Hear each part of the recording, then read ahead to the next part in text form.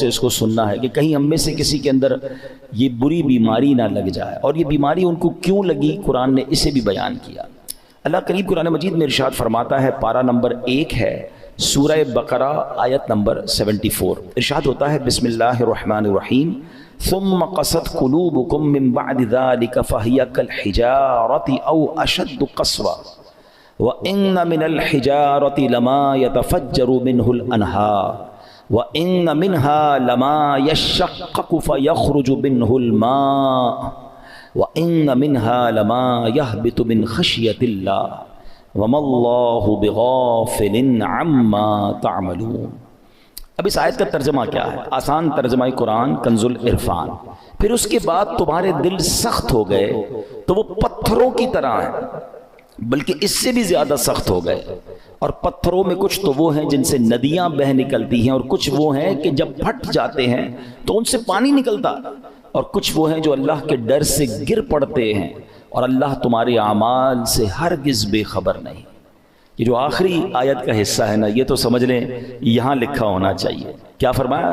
وَمَا اللَّهُ بِغَافِلٍ عَمَّا تَعْمَلُونَ. جان لو کہ اللہ تمہارے اعمال سے ہرگز بے خبر نہیں ہے. جو کچھ ہم کر رہے ہیں نا سب اللہ دیکھ رہا ہے. ہم بعض اوقات لوگوں سے، رشتہ داروں سے، دوستوں سے چھپانے کی کوشش کر رہے ہوتے ہیں. شہر تبدیل کریں گے، علاقہ تبدیل کریں گے، دروازہ بند کر دیں گے، دنیا میں کوئی نہ دیکھ لے. بار بار قرآن انڈیکیٹ کر رہا ہے وَمَا اللَّهُ بِغَافِلٍ عَمَّا تَعْمَلُونَ. اللہ تمہارے اعمال سے ہرگز بے خبر نہیں، وہ دیکھ رہا ہے. تو کاش یہ خیال دل میں راسخ ہو جائے کہ میں جو کچھ کرتا ہوں اچھا کر رہا ہوں یا برا کر رہا ہوں، رب دیکھ رہا ہے. اچھے کام میں بھی اچھا عجیب ہیں ہم لوگ نا، برے کام میں لوگ نہ دیکھ لیں اس کی ٹینشن، اچھے کام میں لوگ کیوں نہیں دیکھ رہے اس کی ٹینشن. کسی طرح لوگوں تک پہنچا دوں کہ میں نے کوئی اچھا کام کیا ہے. اگر یہ ذہن بن جائے نا کہ دنیا دیکھے نہ دیکھے اللہ دیکھ رہا ہے، اچھا کروں گا تو اجر اسی سے لینا ہے، اور اللہ نہ کرے برا کروں گا تو سزا بھی اسی نے دینی ہے. تو خیال تو اس کا زیادہ ہونا چاہیے نا، خیال دنیا والوں کا ہے. تو بہرحال اب آتے ہیں اس بیماری اور اس آیت کی طرف. اس آیت میں قرآن کریم فرقان حمید نے کیا ارشاد فرمایا؟ ثم قست قلوبکم من بعد ذلک. پھر اس کے بعد تمہارے دل سخت ہو گئے. یہ کس کی بات ہو رہی ہے؟ بنی اسرائیل کا ذکر ہو رہا ہے. ان پر بڑے انعامات ہوئے، بڑی مہربانیاں کی گئی بنی اسرائیل پر. شکر کی بجائے یہ نافرمانی کرتے تھے. فرعون سے اللہ نے نجات دی، پھر انہوں نے ناشکری کی. تورات عطا کی، پھر ناشکری کی. بچڑے کی پوجا کی، اللہ نے اس میں توبہ کی توفیق دے دی، پھر ناشکری کی. 70 افراد کو کوہ طور پر بلایا، انہوں نے پھر ناشکری کی. انہیں منو سلوہ عطا کیا، پھر ناشکری کی. انہیں قدرت کی نشانیاں دکھائیں، پھر ناشکری کی. اللہ پاک کی نافرمانیوں میں مصروف رہے، ایک کے بعد ایک نافرمانی، ایک کے بعد ایک گناہ کرتے رہے، یہاں تک کہ ان کے دل سخت ہو گئے. مگر اب قرآن کیا کہتا ہے؟ کتنے سخت ہوئے؟ فَهِيَ كَالْحِجَارَةِ. تو وہ پتھروں کی طرح ہو گئے. پتھر کتنا سخت ہوتا ہے سمجھیے گا. یاد رکھیے سختی کی اور بھی چیزیں ہوتی ہیں. لوہا بڑا سخت ہوتا ہے، لکڑی بڑی سخت ہوتی ہے، مگر لوہا آگ سے نرم ہو جاتا ہے، لکڑی پانی سے نرم ہو جاتی ہے. مگر پتھر کتنا سخت ہوتا ہے، گرمائش میں پگھلتا ہے. ہتھوڑے مار مار کے اس کا برادہ تو کر سکتے ہیں، چورا چورا کر سکتے ہیں، مگر نرم نہیں کر سکتے. تو قرآن نے مثال کیا دی کہ دل پتھر سے سخت ہو گئے. اچھا پھر کہا او اشد قسوہ، پتھر سے بھی زیادہ سخت ہو گئے. اللہ اکبر. ان دلوں کا عالم کیا ہوگا کہ جن کو قرآن کہہ رہا ہے کہ تمہارے دل پتھر جیسے سخت، بلکہ اس سے بھی زیادہ سخت ہو گئے. اللہ اکبر. اے میرے پیارے اسلام، حالانکہ پتھر کی ایک اور تعریف قرآن خود آگے بیان فرما رہا ہے. وَإِنَّ مِنَ الْحِجَارَةِ لَمَا يَتَفَجَّرُ مِنْهُ الْأَنْهَارُ. پتھر میں تو کچھ وہ ہیں جن سے ندیاں بہتی ہیں. وَإِنَّ مِنْهَا لَمَا يَشَّقَّقُ فَيَخْرُجُ مِنْهُ الْمَاءُ. اور کچھ وہ ہیں جو پھٹ جائیں تو ان سے پانی نکلتا ہے. وَإِنَّ مِنْهَا لَمَا يَهْبِطُ مِنْ خَشْيَةِ اللَّهِ. اور کچھ وہ ہیں جو اللہ کے ڈر سے گر پڑتے ہیں، یعنی پتھر بھی اللہ کا خوف کرتے ہیں. پھر فرمایا وَمَا اللَّهُ بِغَافِلٍ عَمَّا تَعْمَلُونَ. اور اللہ تمہارے اعمال سے ہرگز بے خبر نہیں. اب یہاں بڑی یونیک معلومات سٹونز کے بارے میں، پتھر کے بارے میں قرآن نے کیا فرمایا؟ پتھر چاہے کتنے سخت ہوں، اللہ کے نافرمان نہیں ہوتے. یہ بھی پھوٹ پڑتے ہیں، ان سے بھی چشمے جاری ہوتے ہیں. خوف خدا کے سبب بڑی بڑی چٹانیں، بڑے بڑے پتھر لڑک جاتے ہیں. لیکن گناہگاروں کے دل جب سخت ہو جائے نا تو وہ اتنے سخت ہوتے ہیں کہ وہ پتھر سے بھی زیادہ سخت ہو، ان پر کوئی بات اثر نہیں کرتی۔ اللہ کا حکم سن کر یہ زیر نہیں ہوتے، عذاب کا تذکرہ سن لیں تو ان پر خوف طاری نہیں ہوتا، جنت کی نعمتوں کا سن لیں پھر بھی دل مائل نہیں ہوتا۔ اے میرے پیارے اسلامی بھائیوں، غور کیجئے، آج کے دور میں بھی بعض اوقات ایسے بندے دکھتے ہیں کہ جن کے دل سخت ہو جاتے ہیں، اور سختی کی قرآن نے وجہ جو تفسیر میں ہم نے سنی کہ گناہ پر گناہ، ایک کے بعد ایک دوسرا گناہ۔ حدیثوں میں یہ مضمون ملتا ہے کہ بندہ جب ایک گناہ کرتا ہے نا تو اس کے دل پر ایک نقطہ لگ جاتا ہے، بلیک ڈاٹ، دوسرا گناہ کرتا ہے پھر دوسرا نقطہ، تیسرا کرتا ہے تیسرا نقطہ، ایک وقت آتا ہے پورا دل ہی کالا ہو جاتا ہے، اب ہدایت کی کوئی بات اثر نہیں کرتی ہے۔ تو اسی لیے کہتے ہیں نا، جیسے ہی گناہ ہو جائے ویسے ہی توبہ کر لو، جیسے ہی نافرمانی ہو جائے ویسے ہی نیکی کر لو، کلیریفائی ہونا چاہیے، ہارٹ پیور ہونا چاہیے، آنسو بہایا کرو اللہ کی بارگاہ میں کہ یہ دلوں کو دھو دیتا ہے، دلوں کو صاف کرتا ہے، بندہ خوف الہی سے لرزتا رہے۔ مگر آج حال یہ ہے کہ دل اتنے سخت ہو گئے کہ کوئی ہدایت کی بات اثر کرنا تو دور کی بات اچھی بھی نہیں لگتی۔ آج کے دور میں کسی سے اچھی بات کرو، قرآن کی بات کرو، دین کی بات کرو، لڑنے لگ جاتا ہے مسلمان ہو کر۔ یہ کیا ہر وقت بات یہ لگائی بھی ہے، کیوں بھائی اللہ رسول کی بات کرتے ہو، ہم کوئی اور بات کر رہے ہیں۔ خود سوچیں، ہمیں ہر اس شخص کو سوچنا چاہیے کہیں دل سختی کی طرف تو نہیں جا رہا ہے۔ اچھا، اب پتھروں میں شعور ہوتا ہے، یہ بڑی عجیب بات آج ہم نے سنی، شاید بہت ساروں کے لیے نئی بات ہوگی۔ مفتی احمد یار خان نعیمی بہت بڑے مفسر قرآن ہیں، فرماتے ہیں اس سے معلوم ہوا کہ پتھروں میں بھی شعور ہوتا ہے۔ یہ الگ بات ہے کہ ہمیں ان کے شعور کی خبر نہیں ہوتی۔ قرآن میں ایک اور جگہ اللہ نے ارشاد فرمایا، اور داؤد کے ساتھ پہاڑوں اور پرندوں کو تابع بنا دیا کہ وہ پہاڑ اور پرندے تسبیح کرتے ہیں۔ ہاں، پرندے تو تسبیح کرتے ہیں، پہاڑ بھی اللہ کی تسبیح کرتے ہیں۔ آپ نے نہیں سنا ابو جہل کے ہاتھ میں کنکر تھے نا، کیا آ کر کہا تھا اس نے اللہ کے نبی کو کہ اے محمد صلی اللہ علیہ وسلم، اللہ کے سچے نبی ہو تو بتاؤ میری مٹھی میں کیا ہے۔ اللہ اکبر، نبی پاک کا کیا خوبصورت جواب تھا، فرمایا میں بتاؤں تیری مٹھی میں کیا ہے؟ جو تیری مٹھی میں کنکر ہے بتا دے میں کون ہوں۔ اور پھر کنکروں نے کلمہ پڑھنا شروع کر دیا، تو پتا چلا کہ پتھر بھی اللہ کی تسبیح کرتے ہیں۔ اللہ اکبر۔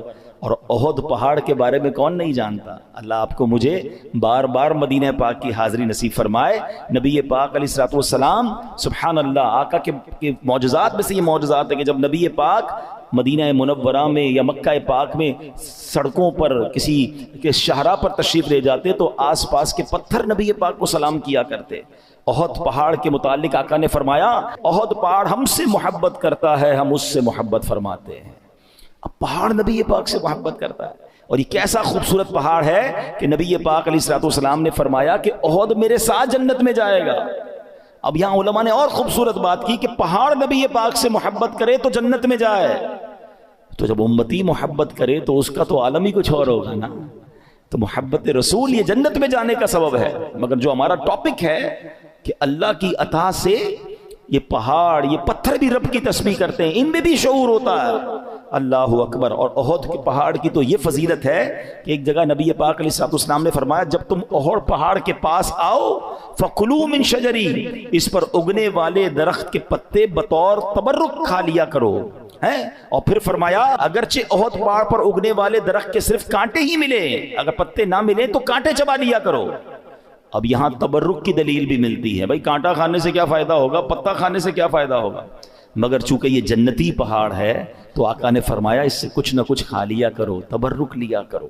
اب پہاڑ مبارک کیسے ہو گیا کہ یہ پہاڑ نبی پاک سے محبت کرنے والا ہے۔ تو ہم دوبارہ آتے ہیں پیارے اسلامی بھائیوں کہ ایک تو ہم نے یہ سنا قرآن کہتا ہے کہ کچھ پہاڑ پھٹ پڑتے ہیں، کچھ میں سے نہریں جاری ہوتی ہیں، کچھ سے پانی جاری ہوتی ہے، کچھ خوف خدا سے گر پڑتے ہیں۔ ایک بار امام ابو القاسم قشیری رحمۃ اللہ تعالی لکھتے ہیں کہ اللہ پاک کے ایک نبی کہیں سے گزر رہے تھے، آپ نے ایک چھوٹا سا پتھر دیکھا، مگر اس چھوٹے سے پتھر سے مسلسل پانی بہ رہا تھا۔ آپ بڑے حیران ہوئے، اللہ پاک نے اس پتھر کو بولنے کی طاقت عطا فرمائی، اور پتھر کہتا ہے کہ اے اللہ پاک کے نبی، جب سے میں نے سنا ہے معلوم ہوا ہے کہ جہنم کا ایندھن آدمی اور پتھر ہیں۔ قرآن کہتا ہے نا، اے ایمان والو اپنے آپ کو اپنے گھر والوں کو جہنم کی آگ سے بچاؤ جس کا ایندھن آدمی اور پتھر ہے۔ تو ہم آدمیوں پر تو پتہ نہیں اثر ہوا نہیں ہوا، وہ پتھر کہتا ہے جب سے مجھے معلوم ہوا ہے کہ جہنم میں پتھر ڈالے جائیں گے، جب سے میں رو رہا ہوں، جب سے خوف خدا کی حالت سے میری حالت بری ہے، اور یہ جو میرے اندر سے آپ پانی نکلتا دیکھ رہے ہیں یہ خوف خدا کے باعث ہے۔ آپ اللہ کے نبی تھے، آپ نے اللہ کی بارگاہ میں دعا کی اور اللہ پاک نے یا اللہ اس پتھر کو جہنم سے محفوظ فرما دے، دعا قبول ہو گئی۔ آپ چلے گئے کہیں، واپس آئے تو پھر اس پتھر سے پانی نکل رہا تھا، تو آپ نے کہا کہ اب تو تمہیں جہنم سے آزادی کی خوشخبری مل گئی، پھر کیوں رو رہے ہو؟ پتھر کو اللہ نے پھر قوت گویائی دی، کہتا ہے ذالک کان بکاء الحزن والخوف وہذا بکاء الشکر والسرور، کہتے حضور پہلے جو آنسو تھے وہ غم اور تکلیف کے تھے، اب جو آنسو ہیں وہ خوشی کے آنسو ہیں کہ اللہ نے جہنم سے آزاد کر دیا۔ تو یہ اللہ کی مخلوقات ہیں، اللہ پاک، یہ دنیا میں ہر طرف رب کا ذکر ہو رہا ہے، یہ اشرف المخلوقات کہلانے والا ہی غافل ہو جاتا ہے، حالانکہ ہم مجھے اور آپ کو بنایا ہی اللہ کی عبادت کے لیے۔ دیکھیں نا، ہر چیز کے بارے میں ہم یہ جاننے کی کوشش کرتے ہیں what is the reason of the creation. Mobile کیوں بنا ہے؟ بات کرنے کے لیے بنا ہے، اگر اس میں بات کرنے کی صلاحیت ختم ہو جائے، کوئی فنکشن نہ چلے، کیا کریں گے؟ موبائل کا گاربیج کر دیں گے نا۔ پین کیوں چلتا ہے؟ پین کیوں بنا؟ لکھنے کے لیے، لکھنا ہی نہ، انک ختم ہو جائے آپ کیا کرتے ہو؟ پھر بھی لگاتے ہو، پھینک دیتے ہیں۔ جو چیز جس لیے بنائی گئی اگر وہ کام نہ کرے تو اسے ڈسپوز کر دیا جاتا ہے۔ ہمیں کیوں بنایا گیا ہے؟ کبھی سوچا آپ نے؟ قرآن بتائے گا نا، ہمیں بنایا اللہ نے، تو اللہ ہی فرمائے گا نا کیوں بنایا، واٹ از دا ریزن۔ قرآن میں رب فرماتا ہے وَمَا خَلَقْتُ الْجِنَّ وَالْإِنسَ إِلَّا لِيَعْبُدُونِ، ہم نے نہیں بنایا انسان اور جنات کو، بس there is only one reason إِلَّا لِيَعْبُدُونَ، ہم نے اپنی عبادت کے لیے بنایا ہے۔ یعنی میں اور آپ بنے اللہ کی عبادت کے لیے، کام کچھ اور کر رہے ہیں۔ نمازیں ہماری قضا ہو رہی ہیں، روزے بہت بڑی تعداد میں لوگ نہیں رکھ رہے، اللہ کی عبادت سے دور، حالانکہ بنایا اس لیے گیا ہے۔ اور یہ پتھر کا واقعہ آپ نے سنا کہ یہ اس لیے رو رہا ہے کہ کہیں جہنم میں ڈال نہ دیا جائے۔ کبھی ہمارے آنسو بہے، کبھی ہمیں یہ خیال آیا کہ کہیں مجھے جہنم میں نہ ڈال دیا جائے، کہیں مجھے ایندھن نہ بنا دیا جائے جہنم کا۔ اللہ اکبر۔ اب آئیے بیان میں، جیسے میں نے شروع میں کہا کہ ایک بیماری کا ذکر ہوگا، اللہ اس بیماری سے بچائے، اور وہ بیماری ہے دل کی سختی۔ کیا کہا قرآن نے؟ ثم قست قلوبکم من بعد ذلک فہی کالحجارۃ او اشد قسوہ، پھر اس کے بعد تمہارے دل سخت ہو گئے تو وہ پتھروں کی طرح ہیں، بلکہ ان سے بھی زیادہ ہیں۔ اب دل کتنا اہمیت، کتنا امپورٹنٹ پارٹ ہے ہماری باڈی کا۔ پیارے آقا علیہ الصلوۃ والسلام حدیث پاک میں ایک جگہ ارشاد فرماتے ہیں جسم میں ایک خون کا لوتھڑا ہے، وہ ٹھیک ہو جائے سارا جسم ٹھیک ہو جائے گا، اور جب وہ لوتھڑا بگڑ جائے نا تو سارا جسم بگڑ جاتا ہے۔ اور سن لو، وہ لوتھڑا، وہ پارٹ آف دا باڈی، بدعہ کیا ہے؟ وہ قلب ہے، وہ دل ہے۔ تو دل کا خیال میڈیکلی تو لوگ رکھ رہے ہیں، یار کولیسٹرول نہ ہو جائے، ہارٹ اٹیک نہ ہو جائے، بلڈ پریشر نہ ہو جائے، والز بند نہ ہو جائیں، وینز کھلی رہیں، بڑا خیال ہے۔ ٹھیک ہے، یہ تو ظاہری اس دل کی کیفیت ہے نا، مگر اگر اس دل میں ایمان ہی نہ ہو، اس دل میں معاذ اللہ سختی آ جائے، ہدایت کی کوئی بات ہی اثر نہ کرے، یہ دل معاذ اللہ غیبت، چغلی، بغض، کینہ، تکبر اور برائیوں کی آماجگاہ بن جائے تو یہ تو برباد کر دے گا نا، ایمان برباد کر دے گا۔ ہمیں جان لینے والے مرض کا ڈر ہے، ہم ڈسکس بھی کرتے ہیں، ڈاکٹر کے پاس بھی جاتے ہیں، ٹیسٹ بھی کراتے ہیں، جناب بتائیں ہارٹ اٹیک نہ ہو، میری باڈی ٹھیک رہے، کتنی ایکسرسائز کرنی ہے، everybody talk about it. وہ کیوں؟ کہ جان چلی جائے گی نا۔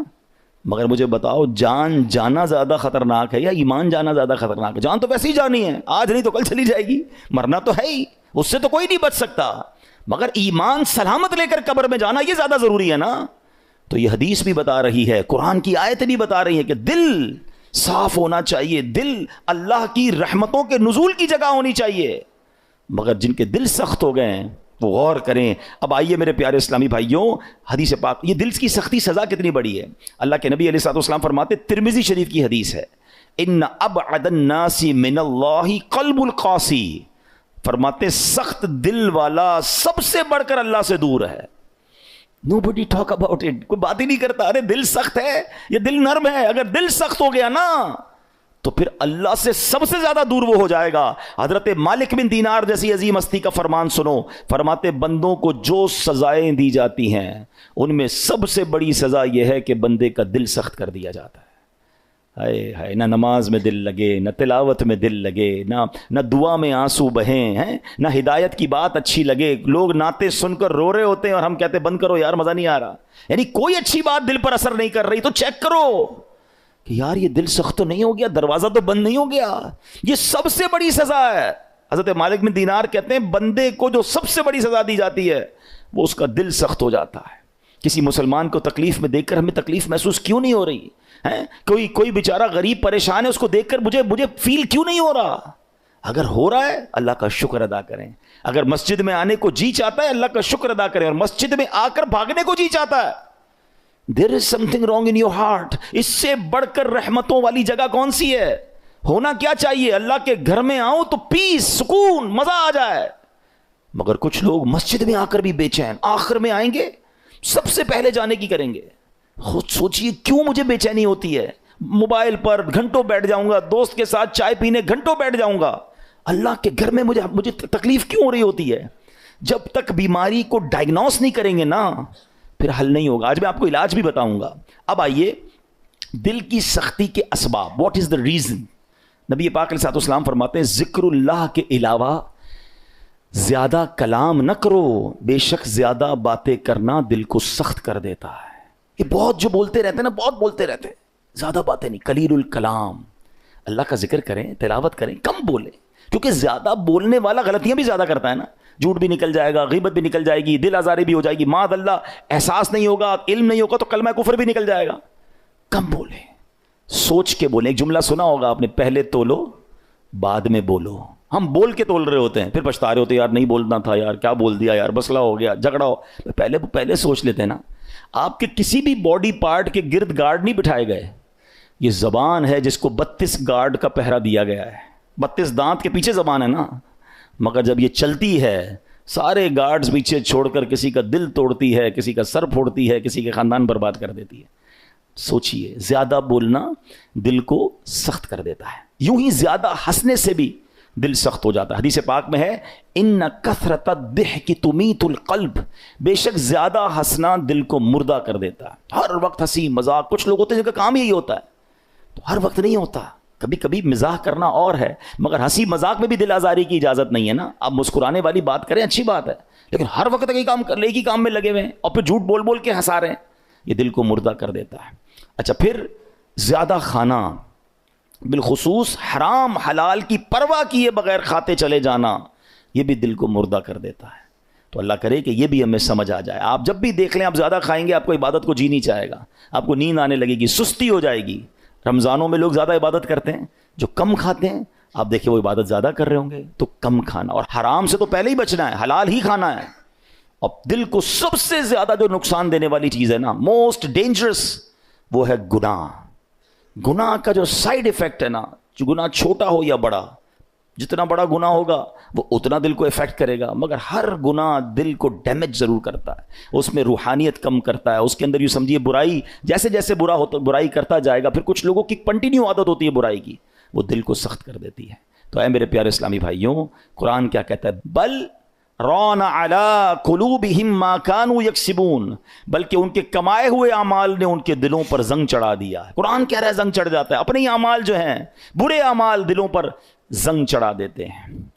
اب یہ تو ہو رہا ہے, ہم تو کر رہے ہیں, اب حل کیا ہے؟ دل صاف کیسے ہوگا, دل نرم کیسے ہوگا؟ آئیے آج اس کا نسخہ بھی لے لیجیے, اور وہ بھی انشاءاللہ حدیث پاک سے ہی پیش کروں گا. اللہ کے نبی علیہ الصلوۃ والسلام فرماتے ہیں کہ بے شک جیسے لوہے پر زنگ چڑھتا ہے ایسے ہی دل بھی زنگ آلود ہو جاتے ہیں. عرض کی گئی یا رسول اللہ صلی اللہ تعالی علیہ وسلم, دل کے زنگ کا علاج کیا ہے؟ ارشاد فرمایا, موت کو کثرت سے یاد کرنا اور ذکر اللہ کی کثرت کرنا.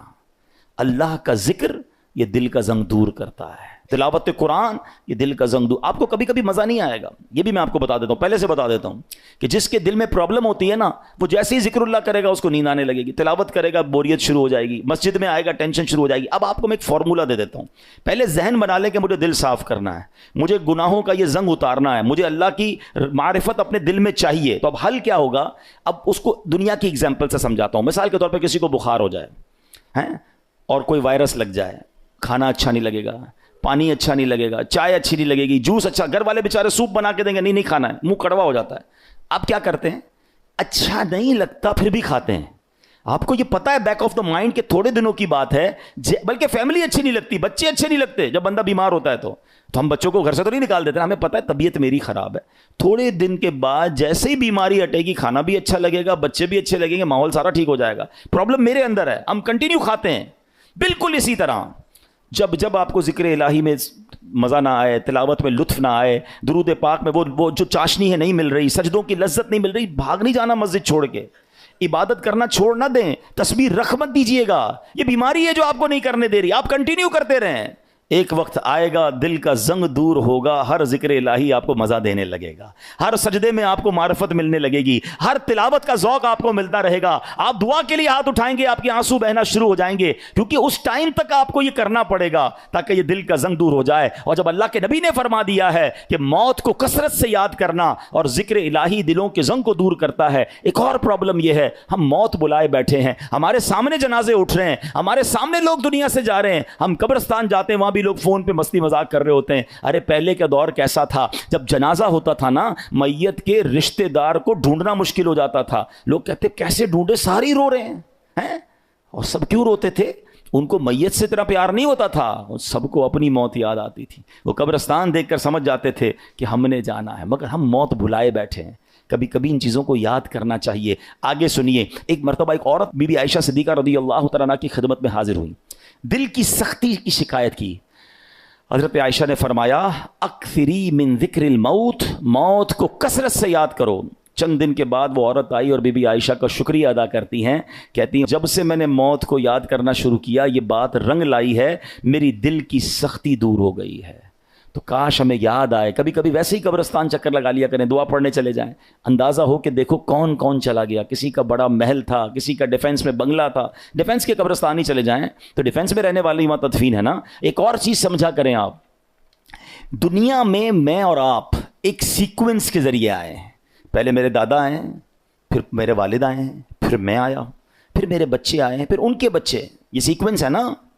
دنیا سے جانے کی یہ سیکوینس ضروری نہیں ہے، ایسا نہیں ہو کہ دادا ہی پہلے جائیں گے، ابو ہی بعد میں جائیں گے، پھر میں جاؤں گا، نہیں، دادا دنیا میں ہوتا ہے پوتا چلا جاتا ہے، والد ہوتا ہے جوان بیٹا چلا جاتا ہے۔ آپ نے نہیں دیکھا قبرستان جائیں نا، 15 سال کے بچے کی بھی قبر ملے گی، 5 سال کے بچے کی قبر بھی ملے گی، 75 سال کے بوڑھے کی قبر بھی ملے گی۔ اٹ مینز میں بھی کبھی بھی جا سکتا ہوں۔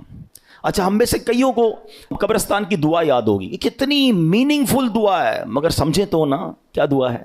السلام علیکم یا اہل القبور یغفر اللہ لنا ولکم وانتم سلفنا ونحن بالاثر۔ مشکات شریف حدیث کی دعا ہے، پیارے آقا یہ دعا کیا کرتے۔ معنی کیا ہے؟ السلام علیکم یا اہل القبور، اے قبر والو تم پر سلامتی ہو۔ پھر کیا فرمایا؟ یغفر اللہ لنا ولکم، اللہ تمہاری اور ہماری مغفرت فرمائے۔ مگر جو اگلا جملہ ہے نا، انتم سلفنا ونحن بالاثر، تم پہلے چلے گئے ہو، ہم بعد میں آنے والے ہیں۔ کاش یہ بات سمجھ آ جائے کہ میرا ٹھکانہ وہی ہے، جانا ادھر ہی ہے، کون سی ترم خانی کام آئے گی، کون سا جاہو جلال کام آئے گا، کون سے پیسے کام آئیں گے، کون سی پراپرٹی کام آئے گی، سب کچھ ادھر رہ جائے گا۔ اعمال کام آئیں گے، 2 گز کی قبر ہے، اربوں پتی کو بھی لٹھے کا کفن ہے، اور فٹ پاتھ پر مرنے والے کو بھی وہی کفن ہے، یہ میرا لباس ہوگا، یہ میری قبر ہوگی۔ تو موت کو کثرت سے یاد کرنا یہ دل کو نرم کر دیتا ہے، یہ اس دل کی سختی کو دور کرتا ہے۔ اللہ اکبر۔ اے میرے پیارے اسلامی بھائیو، اسی طرح اللہ والوں کی جو نگاہ ہوتی ہے نا، ہاں وہ کہتے ہیں نا یک زبانہ صحبت با اولیاء بہتر از 100 سالہ طاعت بے ریا، سینکڑوں سال کی بے ریا عبادت ایک طرف، کسی ولی کامل کی صحبت ایک طرف۔ اللہ والوں کی صحبت میں بیٹھے، ان کی نگاہ سے، ان کی صحبت سے دل کا زنگ اتر جاتا ہے۔ ہاں اسی طرح علماء کہتے ہیں اللہ والوں کی دشمنی جو ہے نا، کسی اللہ والے کی گستاخی، چاہے گناہ تھوڑا تھوڑا کر کے دل سخت کرتا ہے، یہ وہ گناہ ہے جو ڈائریکٹ دل کو سخت کر دیتا ہے، دل بالکل مردہ ہو جاتا ہے جو اللہ کے ولی سے دشمنی کرتا ہے۔ تو اے میرے پیارے اسلامی بھائیوں، اللہ والوں کی صحبت اختیار کریں، نیک لوگوں میں بیٹھا کریں، تلاوت قرآن کریں، ذکر الہی کریں، موت کو کثرت سے یاد کریں، تو یہ دل جو ہے اس کی سختی سے ہم محفوظ رہیں گے۔ وہ پتھروں کے بارے میں دیکھیں نا کہ پتھر خوف خدا سے روتا ہے، پتھر ذکر الہی کرتا ہے۔ ارے ہم تو اشرف المخلوقات ہیں، تو ہمیں تو اللہ کی یاد زیادہ کرنی چاہیے۔ تو بہرحال میرے پیارے اسلامی بھائیوں، یہ چند باتیں آج ہم نے سنی ہیں، اللہ پاک ہم سب کو عمل کرنے کی توفیق عطا فرمائے، آمین بجاہ النبی امین صلی اللہ علیہ وسلم۔